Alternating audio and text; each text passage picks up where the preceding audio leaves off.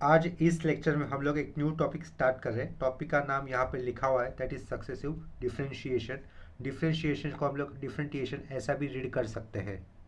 और सक्सेसिव का मतलब होता है कि प्रोग्रेस करते रहना। तो सक्सेसिव डिफरेंटिएशन का मतलब क्या हो जाएगा, देखो यहाँ पर अगर हमें फंक्शन इस तरीके से दिया हुआ कि that is y is equal to F of x, ये एफ ऑफ एक्स फंक्शन कुछ भी हो सकता है, और पूछा है कि इस फंक्शन का एक बार डेरिवेटिव करो, तो एक बार यानी कि फर्स्ट ऑर्डर का डेरिवेटिव आ जाएगा हमें, दैट इज y क्या हो जाएगा, D Y by D X हो जाएगा, और ये F dash of function F dash of X ऐसा फंक्शन हो जाएगा। या फिर इसी को फर्स्ट ऑर्डर डेरिवेटिव लिखने का दूसरा तरीका क्या हो सकता है, y लिखकर उसके सबसेट में नंबर 1 पुट कर दा, यानी कि फर्स्ट ऑर्डर डेरिवेटिव्स। ये जो फर्स्ट ऑर्डर डेरिवेटिव्स किया है उसी का अगर हम लोग फर्दर और एक बार डेरिवेटिव्स करेंगे तो वो क्या हो जाएगा, सेकेंड ऑर्डर डेरिवेटिव्स हो जाएगा, जिससे हम लोग D square Y upon D X square is equal to F double dash of X is equal to Y two ऐसा लिखकर भी रिप्रेजेंट कर सकते हैं। जो सेकेंड ऑर्डर डेरिवेटिव्स में लिखा है उसका और एक बार डेरिवेटिव्स अगर होगा तो वो कैसा होगा, लेफ्ट साइड में D cube Y upon D X cube is equal to F triple dash of X is equal to ये वाई थ्री ऐसा हो जाएगा। ठीक है, इसी तरीके से अगर हम लोग फर्दर डेरिवेटिव्स करते जाएंगे तो लास्ट में एक जगह पे आएंगे जहाँ पर nth ऑर्डर डेरिवेटिव देखो इस तरीके से लिखना होगा, D to the power N Y upon D X to the power N is equal to F to the power N of X is equal to Y, और ये सबस्क्रिप्ट में N. ठीक है, तो ये लास्ट में जो अंडरलाइन किया है वो क्या है, nth ऑर्डर डेरिवेटिव है for the given function y is equal to F of X this type. तो हमें सक्सेसिव डिफरेंशिएशन इस टॉपिक के अंदर फंक्शन जो भी दिए होंगे उसका क्या करना होगा, nth ऑर्डर डेरिवेटिव्स निकालना होगा। तो गिवन फंक्शन का nth ऑर्डर डेरिवेटिव्स निकालने के लिए हमारे पास कुछ फॉर्मूलेस होंगे, that is formulas for nth order derivatives of सब स्टैंडर्ड फंक्शन। वो फॉर्मूले मैंने यहाँ पर साइड में लिखे हुए हैं, उन फॉर्मूले को हम लोग पहले एक बार रीड कर लेते हैं। ठीक है, फॉर्मूला याद रखने की फिलहाल तो कोई ज़रूरत नहीं, हम लोग जस्ट फॉर्मूले को रीड कर लेंगे। तो देखो सबसे पहले फॉर्मूला क्या दिया है, if y equal to A x plus B to the power m then Y N यानी कि nth order derivatives of y क्या हो जाएगा, m आगे लिखा है ब्रैकेट में m माइनस वन, आगे m माइनस टू ब्रैकेट में, और आगे डॉट डॉट डॉट देते हुए लास्ट में क्या लिखा है, m minus n plus one bracket close, a to the power n bracket में फिर से दूसरे ब्रैकेट में a x plus B to the power m minus one if n is less than m। n क्या है, derivatives की order है, और m क्या था, क्वेश्चन में आई हुई पावर थी। ठीक है, नेक्स्ट फॉर्मूला क्या दिया, if y equal to one upon A x plus B to the power m then Y N यानी कि nth order derivatives of y is equal to minus one to the power n bracket के अंदर m plus N minus one factorial upon m minus one factorial dot A to the power n upon A x plus B to the power m plus N. ठीक है, ये जो underline किया हुआ है formula वो बेसिक फार्मूला है, वो ज़्यादा इंपॉर्टेंट फार्मूला है और वो बार बार यूज़ भी होगा। ठीक है, उसी फॉर्मूले के बेस के ऊपर एक कोरोलरी क्या आई हुई है, if small a is equal to one and small b is equal to small a. ठीक है, देन फॉर्मूला क्या हो जाएगा, if Y equal to one upon x plus a to the power m then Y N is equal to minus one to the power n bracket के अंदर m plus N minus one factorial upon m minus one factorial dot one upon x plus a to the power M plus N.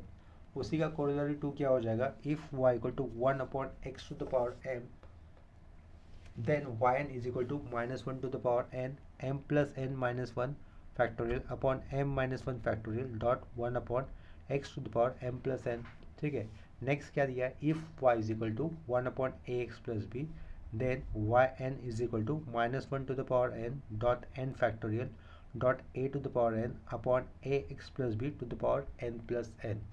उसके आगे corollary क्या दिया है, if y equal to one upon x plus B यानी कि ए इस ए की value कितनी कंसिडर की उन्होंने अभी वन कंसिडर कर ली है। ठीक है, then corollary becomes like if y equal to one upon x plus B then Y N equal to minus one to the power N dot N factorial upon x plus B to the power N plus one.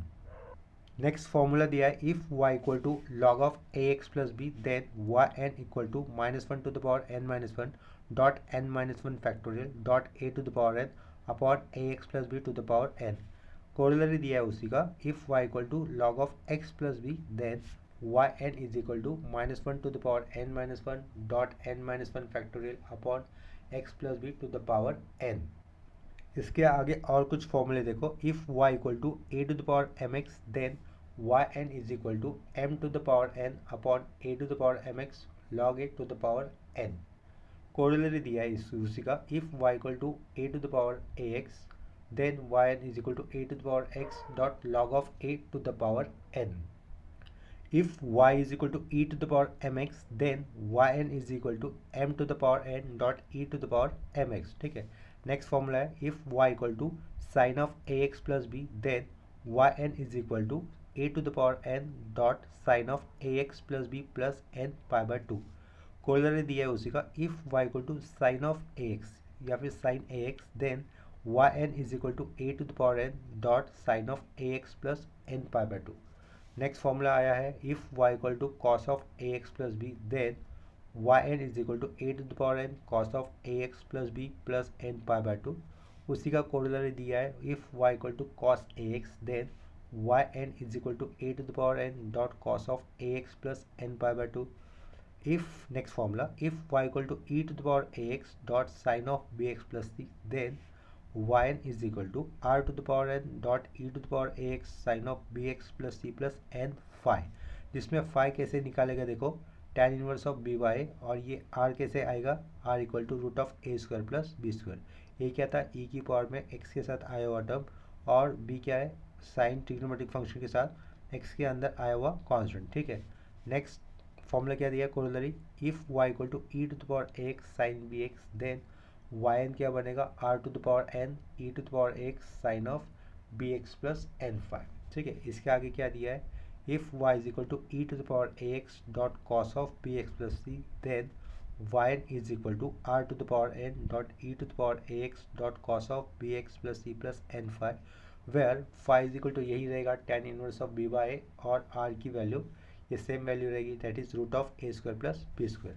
उसका corollary क्या दिया है, if y equal to E to the power A X cos B X, then yn is equal to R to the power n dot E to the power A X dot cos of B X plus N phi. ठीक है, last के दो फॉर्मूले आते हैं. इसके बाद देखो यहाँ पर if y equal to K to the power x dot sine of B X plus C, then yn is equal to R to the power n K to the power x sine of B X plus C plus N phi, where phi equal to tan inverse of b by log k and r equal to under root log k whole square plus b square. Last formula, if y is equal to k to the power x dot cos of bx plus c, then yn equal to r to the power n dot k to the power x dot cos of bx plus c plus n phi.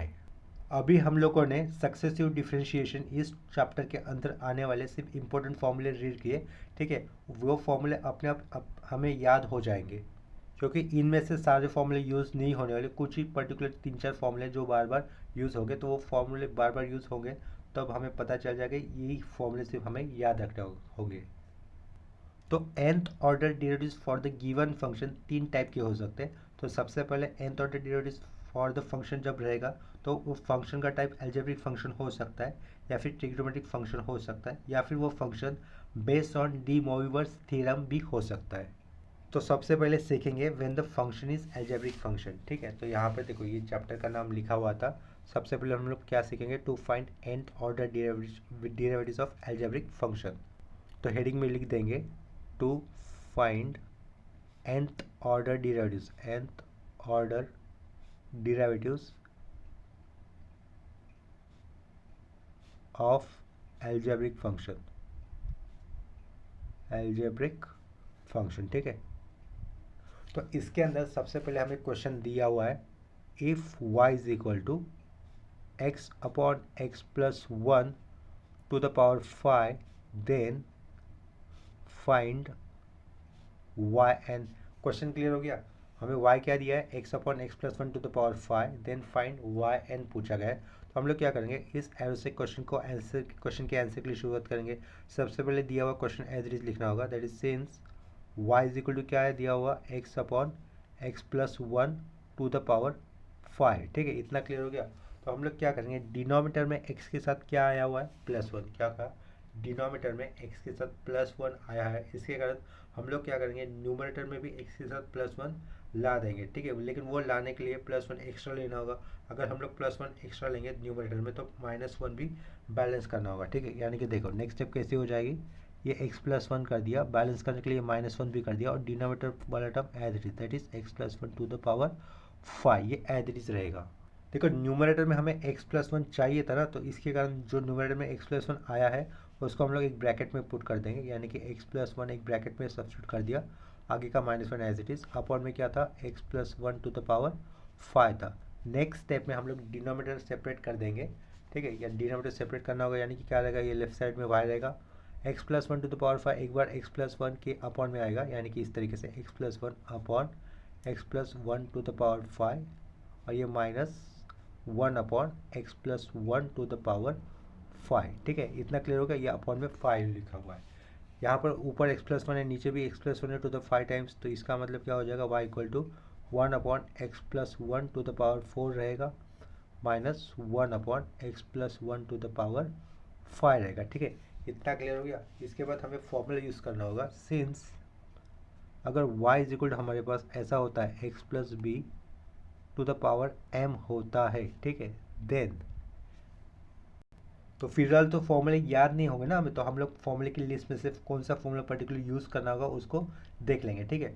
अगर देखो ये क्या लिखा है, if y equal to 1 upon x+b to the power m, then y n क्या होगा, देखो directly लिख देते यहाँ पर, y n is equal to -1 to the power n आएगा, ब्रैकेट के अंदर m प्लस n -1 फैक्टोरियल होगा, अपॉन में क्या होगा m-1 फैक्टोरियल होगा, डॉट ऊपर क्या करेंगे a to the power n upon ax+b to the power m+n देना होगा। देखो ये वाला formula x+a to the power m है ना, तो यहाँ पे क्या लिखा था मैंने, a की जगह पे b लिखा हुआ है, यहाँ पर a की जगह पे b लिखा हुआ है, फॉर्मूला क्या रहेगा राइट साइड में, yn -1 to the power n m+n-1 factorial m-1 factorial dot 1 upon x+b to the power m+n।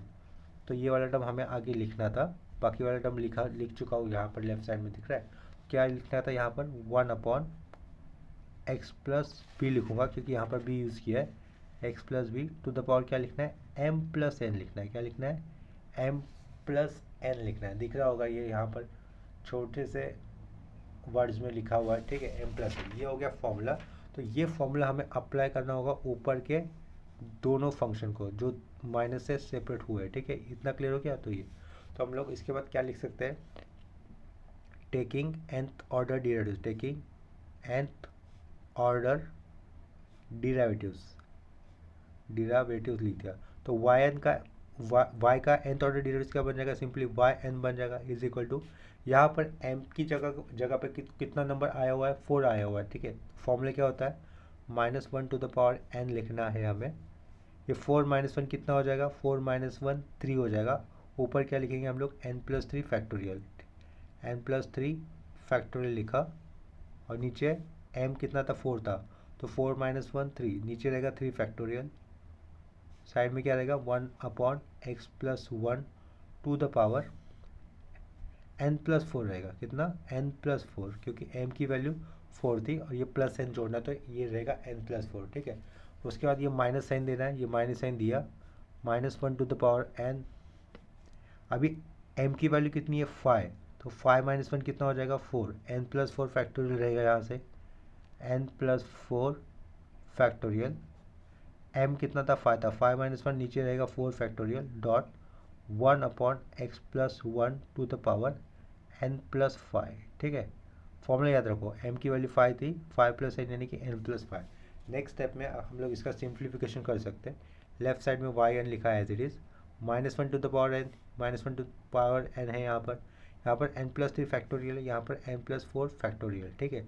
अगर हम लोग इसको स्प्लिट करेंगे n+4 आगे आएगा और क्या बचेगा n+3 फैक्टोरियल बचेगा, तो ये -1 टू द पावर n+3 ये फैक्टोरियल, यहाँ से अपॉन का 3 फैक्टोरियल भी बाहर ले लेते हैं, x+1 to the power n+4 है उसको भी बाहर ले लेते हैं, तो ये x+1 to the power n+4 है उसको भी एज ए कॉमन बाहर ले लिया, तो यहाँ से सब कुछ आ गया, यहाँ से सब कुछ आ गया, कुछ नहीं बचा, तो यहाँ पे क्या बचेगा 1 माइनस, ऊपर आएगा n+4, अपॉन में आएगा ये 4 फैक्टोरियल था ना, जिसमें से सिर्फ 4 बचेगा, और ये क्या बचेगा एक टाइम x+1 आएगा, राइट, और लास्ट में ये स्क्वायर ब्रैकेट क्लोज कर दिया। नेक्स्ट स्टेप में हम लोग क्या करेंगे, स्क्वायर ब्रैकेट के अंदर क्रॉस मल्टीप्लिकेशन करेंगे, तो ये लेफ्ट साइड वाला पार्ट एज इट इज़, यानी कि स्क्वायर ब्रैकेट के लेफ्ट साइड में आया हुआ part as it is, -1 to the power n+3 factorial ये 3 फैक्टोरियल दैट इज 6 हो जाएगा, 6 कर देते हैं उसको,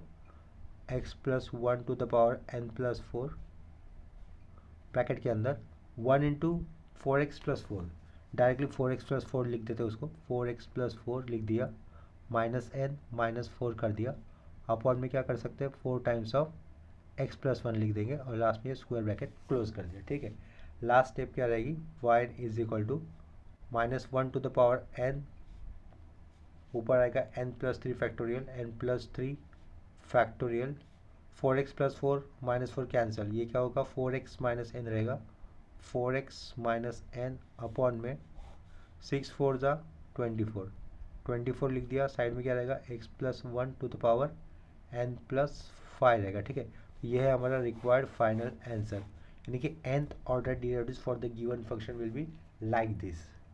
इसके बाद सेम कंसेप्ट के ऊपर एक दूसरा क्वेश्चन कर लेते हैं। देखो क्वेश्चन में दिया रहेगा find nth order derivatives of, directly लिख लेते हैं यहाँ पर, टू फाइंड वाई एन लिख दिया, टू फाइंड वाई एन का मतलब क्या रहेगा, find nth order derivatives of when y is equal to क्या दिया हुआ है, देखो यहाँ पर x अपॉन x माइनस 1 एक ब्रैकेट में, दूसरे ब्रैकेट में दिया हुआ है x माइनस 2 और तीसरे ब्रैकेट में दिया है अपॉन में x माइनस 3 और ब्रैकेट क्लोज। ठीक है, तो यहाँ पर हम लोग इस एरो से क्वेश्चन को सॉल्व करेंगे।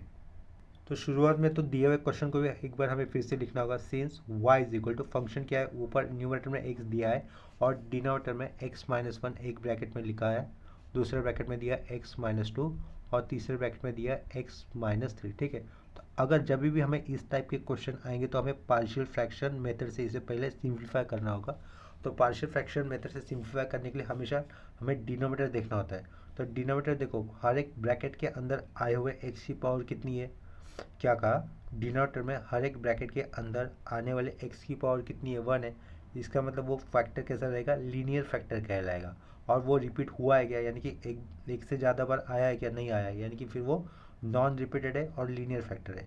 तो नॉन रिपीटेड लीनियर फैक्टर होने के कारण अगर हमें इसका फर्दर पार्शियल फ्रैक्शन करना है तो न्यूमरेटर वाले पार्ट को इम्पोर्टेंस नहीं होता पार्शियल फ्रैक्शन करते करते वक्त। ठीक है, या फिर पार्शियल फ्रैक्शन मेथड से सिंप्लीफाई करते वक्त न्यूमरेटर वाले पार्ट को इम्पोर्टेंट नहीं होता इतना, डिनोमिनेटर वाले पार्ट को ज़्यादा इंपॉर्टेंस होता है। तो ये x माइनस 1 लीनियर फैक्टर है और रिपीट भी नहीं हुआ है, इसके कारण उसके ऊपर हम लोग क्या पुट करेंगे, a पुट करेंगे। तो a अपॉन क्या लिखा, x माइनस 1 लिखा, plus x minus 2 is the linear factor which is not repeated, उसके कारण उसके ऊपर से b लिखा, अपॉन में क्या x minus 2। Similarly x minus 3 is the linear factor which is not repeated, therefore x minus 3 के न्यूमरेटर में c लिखा, c एक कॉन्स्टेंट लिया, अपॉन में क्या लिखा x माइनस 3। ठीक है, नेक्स्ट स्टेप में हमें by using partial fraction method use कर ए बी और सी इनकी सिर्फ कांस्टेंट वैल्यू निकाल देनी है, फिर वो कांस्टेंट वैल्यू आने पर यहाँ पे सब्स्टिट्यूट कर देंगे और उसके बाद nth ऑर्डर डेरिवेटिव्स हम लोग वो वाला स्टेप करना होगा। ठीक है, तो ये पार्शियल फ्रैक्शन मेथड से इसको कैसे सिंप्लीफाई करना है और यहाँ पे सीख लेते हैं। पार्शियल फ्रैक्शन मेथड से जो भी सिंप्लीफाई करेंगे वो लोग, यहाँ पर आंसर में लिखने की दिखाने की ज़रूरत नहीं है क्योंकि उसके मार्क्स नहीं रहेंगे क्वेश्चन में, क्योंकि वो वाला कंसेप्ट हम लोगों ने ऑलरेडी प्रीवियस स्टैंडर्ड में सीखा हुआ रहेगा। अगर आप लोगों को पार्शियल फ्रैक्शन मेथड नहीं पता है क्या होता है तो उसका और लिंक आप लोगों को राइट साइड के कॉर्नर में आई बटन में मिल जाएगा। ठीक है, तो वहाँ से आप लोग पार्शियल फ्रैक्शन मेथड कैसे होते हैं आप वो लर्न कर सकते हो। ठीक है, तो अभी मैं यहाँ पर पार्शियल फ्रैक्शन मेथड से ABC की वैल्यू किस तरीके से आएगी वो बता दे रहा हूँ। ठीक है, तो मेन फंक्शन क्या था हमारे पास, x upon x minus 1, x minus 2 और x माइनस 3 था ना।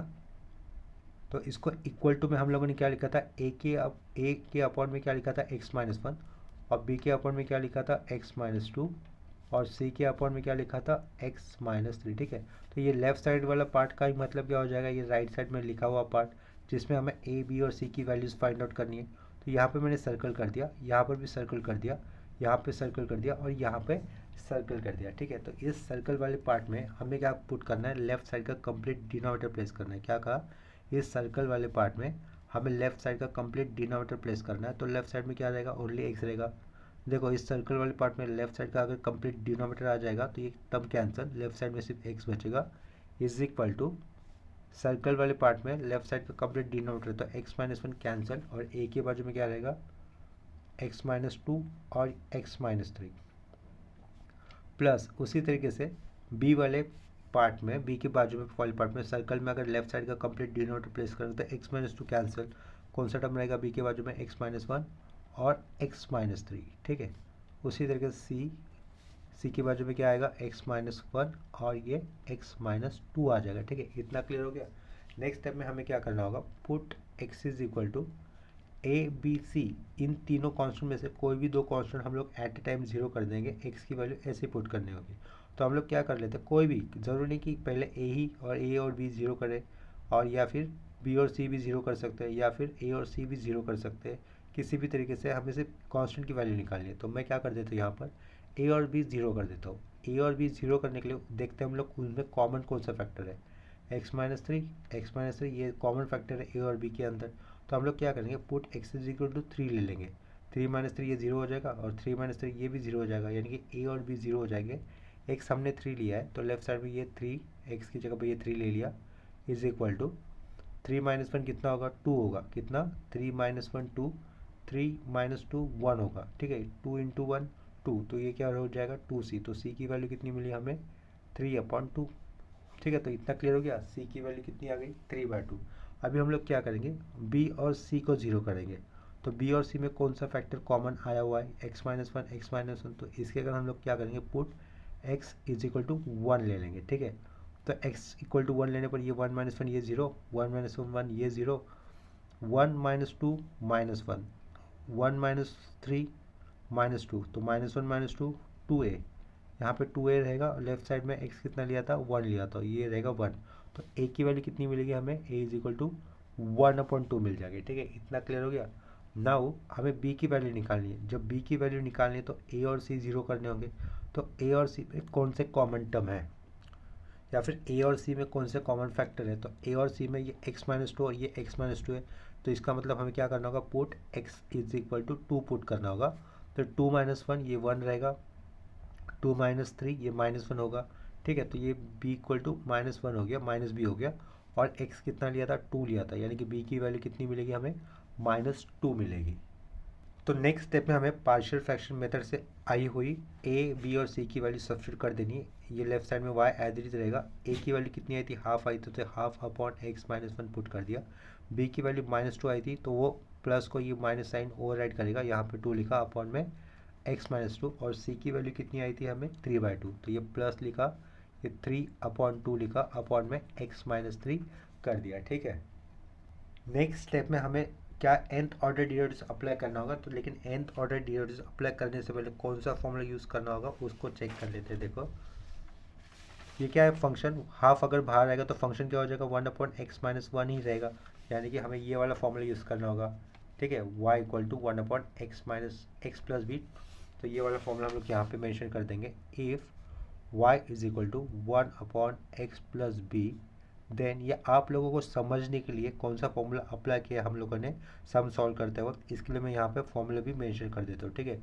If y equal to one upon x plus B, then Y n का फॉर्मूला क्या बन जाएगा, देखो minus one to the power N dot N factorial upon x plus B to the power N plus one, ठीक है। ये formula बहुत ही simple है, ये जो सर्कल किया हुआ है वो वाला फॉर्मूला हमें अप्लाई करना होगा। तो हम लोग इसके बाद क्या लिखेंगे, taking nth order derivatives to both side, taking nth order derivatives to both side, ठीक है। इतना क्लियर हो गया, taking nth order derivatives to both side. तो लेफ्ट साइड में y का क्या बन जाएगा, सिंपली y n बन जाएगा, half is the constant, half constant आगे आ जाएगा, फंक्शन क्या रहेगा, one upon x minus one रहेगा। तो one upon x plus b का nth ऑर्डर डेरिवेटिव्स ये होता है, तो one upon x minus one to the power one का nth ऑर्डर डेरिवेटिव्स क्या हो जाएगा, देखो ये हाफ आगे minus one to the power n आएगा, ऊपर n फैक्टोरियल आएगा, और नीचे क्या आ जाएगा, x minus one to the power n plus one होगा, राइट। और उसके आगे ये माइनस टू कांस्टेंट होने के कारण लेफ्ट साइड में लिया, साइड में ये minus one to the power n factorial upon में x minus two to the power n plus one होगा। आगे ये plus three by two constant आगे लेना होगा, प्लस थ्री बाई टू ये कॉन्स्टेंट आगे लिखा, minus one to the power n dot n factorial upon x minus three to the power n plus one, ठीक है। तो ये हो गया हमारा फाइनल एंड रिक्वायर्ड आंसर। इसके आगे अगर हम लोग चाहते हैं तो न्यूमरेटर में आया हुआ -1 to the power n factorial इस टर्म को थ्रू आउट कॉमन बाहर ले सकते हैं, यानी कि देखो y N is equal to -1 to the power n, ये एन फैक्टोरियल, इसको कॉमन बाहर लेंगे और ब्रैकेट के अंदर रिमेनिंग टर्म लिख देंगे, दैट इज 1/2, ये कॉन्स्टेंट आगे 1 क्या रहेगा, ये x-1 to the power n+1 रहेगा, ये -2 न्यूमरेटर में लिखा, डिनोमिनेटर में x-2 to the power n+1 आएगा, ये आगे का +3/2 और उसके बाद ये ऊपर 1 और नीचे क्या लिखा x-3 to the power n+1, last में स्क्वायर ब्रैकेट क्लोज। ठीक है, ये हो गया हमारा फाइनल रिक्वायर्ड आंसर। इसके प्रीवियस वाले स्टेप में लिखा हुआ आंसर तक भी लिखा तो भी चलेगा, वहाँ तक भी हमें कंप्लीट ही मार्क्स मिलेंगे। देखो सेम कंसेप्ट के ऊपर दूसरा क्वेश्चन क्या दिया हुआ है, देखो find y n if y is equal to, यहाँ पे स्टार मार्क और ये दूसरा क्वेश्चन होने के कारण question, find y n if y is equal to, numerator में दिया है x² + 4 और डिनोमिनेटर में दिया है हमें x-1 का होल स्क्वायर, दूसरे ब्रैकेट में दिया है 2x+3। ठीक है, ये क्वेश्चन 2012 में आया हुआ है, यानी कि अब 22 चालू है तो 10 साल पहले आ चुका है। ठीक है, एग्जाम में। तो हम लोग क्या करेंगे, इस क्वेश्चन को आंसर करने के लिए इस एरो से शुरुआत करेंगे। सबसे पहले दिया हुआ फंक्शन को एज इट इज लिखना होगा, that is y is equal to, numerator वाला पार्ट है x² + 4 और डिनोमिनेटर में क्या दिया है x-1 का होल स्क्वायर और ये 2x+3। ठीक है, इतना क्लियर हो गया। यहाँ पर लास्ट में राउंड ब्रैकेट क्लोज कर दिया। देखो ये इसका प्रॉपर फंक्शन है। प्रॉपर फंक्शन क्यों, क्योंकि ऊपर x की हाईएस्ट पावर कितनी है 2 है और नीचे x की हाईएस्ट पावर कितनी है x का स्क्वायर, इधर x² हो जाएगी और ये x² इस x के साथ इंटू होगा तो x³ हो जाएगा। ठीक है, इसका मतलब यहाँ पर दिया हुआ फंक्शन कैसा, ये प्रॉपर फंक्शन है और जहाँ पर न्यूमरेटर में पावर 2 है और डिनोमिनेटर में पावर 3 है, तो इसके कारण इसका पार्शियल फ्रैक्शन करना पॉसिबल हो जाएगा। पार्शियल फ्रैक्शन करते वक्त हमें डिनोमिनेटर वाले टर्म को ही देखना होता है। तो डिनोमिनेटर में x-1 ये लीनियर फैक्टर है जो कि कितनी बार रिपीट हुआ है, 2 टाइम्स रिपीट हुआ है। लीनियर फैक्टर क्यों हुआ, क्योंकि ब्रैकेट के अंदर x की पावर कितनी है 1 है। इसी तरीके से बाजू में 2x+3 है जिसकी ब्रैकेट के अंदर x की पावर कितनी है 1 है, तो ये भी एक लीनियर फैक्टर हो गया। ठीक है, तो सबसे पहले लीनियर फैक्टर जो कि रिपीट नहीं हुआ है वो क्या है 2x+3, तो उसको पहले लिख देंगे। तो उसके ऊपर a लिखा, a ये कॉन्स्टेंट ले लिया हम लोगों ने और डिनोमिनेटर में क्या लिखा 2x+3, ये नॉन रिपीटेड लीनियर फैक्टर लिख दिया। उसके बाद न्यूमरेटर में लिखा b के नीचे लीनियर फैक्टर लिखना है हमें x-1 एक ही बार। ठीक है, लेकिन x-1 ये लीनियर फैक्टर रिपीट हुआ है तो इसके कारण b के आगे अभी c दिया नया दूसरा कांस्टेंट और c के अपर में क्या लिखना होगा x-1 का होल स्क्वायर। ठीक है, तो ये जो भी ऊपर लिखा है ना हम लोगों ने x² + 4 अपॉन x-1 का होल स्क्वायर डॉट 2x+3, इसका ही मतलब क्या हो जाएगा, ये नीचे लिखा हुआ फॉर्म हो जाएगा जिसमें a b और c ये हमें फाइंड आउट करने हैं। देखो यहाँ पर ये ऊपर वाला पार्ट जो लिखा है इसी का मतलब क्या हो जाएगा, सिंप्लीफाइड फॉर्म ये वाला हो जाएगा जिसमें हमें ए बी और सी ये निकालना है जैसे कि पहले बताया था। ठीक है, तो देखो यहाँ पर वो मैंने लिख दिया है लेफ्ट साइड, यानी कि ऊपर वाला पार्ट का ही मतलब क्या हो जाएगा, ये नीचे वाला पार्ट जो कि हम लोगों ने राइट साइड में लिखा है। इसके बाद क्या करना होगा, यहाँ पर हम लोग इमेजनरी सर्कल पुट करेंगे, यहाँ पर भी, यहाँ पर भी, यहाँ पर भी। ये जो इमेजनरी सर्कल पुट किया है वहाँ पर हमें लेफ्ट साइड का कंप्लीट डिनोमिनेटर प्लेस करना है। इस इमेजिनरी सर्कल में लेफ्ट साइड का कंप्लीट डिनोमिनेटर अगर प्लेस करना है तो वो कैंसिल हो जाएगा। लेफ्ट साइड में क्या रहेगा, ओनली x² + 4 रहेगा इक्वल टू, यहाँ पर भी देखो लेफ्ट साइड का कंप्लीट डिनोमिनेटर प्लेस करेंगे तो 2x+3 कैंसिल हो जाएगा। क्या बचेगा, a के साइड में a इंटू x-1 का होल स्क्वायर प्लस b के साइड में क्या रहेगा x-1 एक बार और साइड में 2x+3 रहेगा और c के साइड में क्या आएगा ओनली 2x+3, ये वाला टर्म आ जाएगा। ठीक है, इतना क्लियर हो गया। अब नेक्स्ट ये वाले स्टेप इंपॉर्टेंट है, यहाँ से हमें a b और c की वैल्यू निकालनी है। तो देखो a और b में कौन सा टर्म कॉमन है x-1, तो हम लोग क्या करेंगे put x is equal to 1 कर देंगे। 1 - 1 ये 0, 1 - 1 ये 0, तो a और b 0 हो जाएगा। ठीक है, तो c मिलेगा।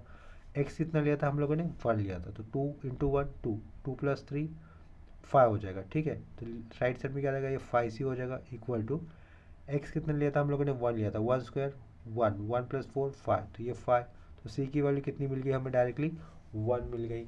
इसी तरीके से अभी देखो b और c में कौन सा टर्म कॉमन है 2x+3, तो वो 0, b और c 0 करने के लिए हमें x कितना लेना होगा -3/2 लेना होगा। देखो 2 विल गेट कैंसर, -3 + 3 0 हो जाएगा। ठीक है, तो यहाँ से हमें किसकी वैल्यू मिलेगी, ए की वैल्यू मिलेगी। वो कैसे है देखो, एक्स कितना लिया हम लोगों ने -3/2, तो यहाँ पर क्या है एक्स स्क्वायर 9/4, 9/4 प्लस 4 करने पर कितना आएगा 25/4 आ जाएगा। लेफ्ट साइड में आया 25/4 इज इक्वल टू -3/2 और -1 -5/2 उसका स्क्वायर करेंगे तो कितना आएगा 25/4 ही आएगा। यहाँ पर 25/4 ए आया, तो ए की वैल्यू कितनी मिली यहाँ से हमें 1 मिली, ठीक है। सी की वैल्यू 1, ए की वैल्यू 1। अभी हमें किसकी वैल्यू निकालनी है, बी की वैल्यू निकालनी है, ठीक है। तो बी की वैल्यू निकालते वक्त हम लोग एक्स की वैल्यू कोई भी सेलेक्ट कर सकते हैं और साथ में ए और सी की आई हुई वैल्यू यूज़ कर सकते हैं, ठीक है। तो देखो x1 यूज़ किया है, x -3/2 यूज़ किया है। अभी हम लोग क्या कर लेते हैं, x की वैल्यू 0 कंसिडर कर लेते हैं, ठीक है।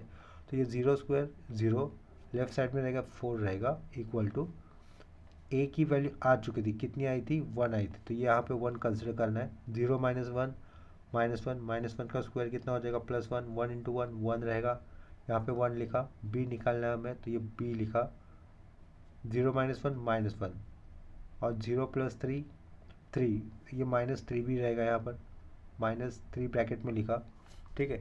और ये कितना था, x कितना था 0 था, तो 0 + 3 3 और c की वैल्यू कितनी थी 1 थी, तो यहाँ पे क्या रहेगा +3 हो जाएगा। 1 + 3 4, ये 4 लेफ्ट साइड में जाएगा तो 0 हो जाएगा। तो b की वैल्यू कितनी रहेगी -3 भी ऐसा था ना, तो b की वैल्यू कितनी मिल रही है हमें 0 मिल रही है, ठीक है। इतना क्लियर हो गया। तो ये a b और c की जो कांस्टेंट की वैल्यू आई है वो हमें यहाँ पे पुट करनी होगी, ठीक है। b की वैल्यू तो 0 आई थी, उसको नहीं सेलेक्ट करना है फिर हमें। y = a की वैल्यू कितनी आई थी 1 आई थी, तो ऊपर क्या यूज़ करना है हमें 1/2x + 3 ब्रैकेट, यहाँ पर b तो 0 था प्लस c 1 था, तो 1/x - 1 का होल स्क्वायर, ठीक है। नेक्स्ट स्टेप में हमें by using nth order derivatives ये स्टेप अप्लाई करनी होगी। देखो हम लोग फॉर्मूले की लिस्ट में से यहाँ पे फॉर्मूले मेंशन कर देंगे। ये क्या लिखा, बाय यूजिंग लिखा, ये पहले क्या ax + b वाले फॉर्म का दिख रहा है ना हमें यहाँ पर, तो by using if y = 1/ax + b, then yn क्या हो जाता है equal to -1n dot m + n-1 factorial upon में m - 1 factorial a⁴n upon ax + b ⁴ n+1, ठीक है। इस तरीके से n+1 इस तरीके से रहेगा। और दूसरा फॉर्मूला क्या रहेगा देखो हमारे पास, and y = 1/x + b ⁴ m अगर होता है, देन yn क्या बनेगा सेम ऊपर जैसे ही -1 n, सिर्फ ये वाला पार्ट नहीं आएगा क्योंकि यहाँ पर x के साथ a आ चुका है, इसके कारण हम लोगों ने यहाँ पर a⁴n मेंशन किया। ये वाले फॉर्मूले में x के साथ 1 आया हुआ है, तो इसके कारण सिर्फ ये वाला पार्ट नहीं रहेगा, बाकी सब कुछ सेम रहेगा। तो -1n m + n-1 factorial upon m - 1 factorial dot, ये वाला पार्ट नहीं आएगा, 1 अपॉन क्या लिखेंगे x + b ⁴ m+1 करना होगा, ठीक है। m+1 नहीं m+n करना होगा।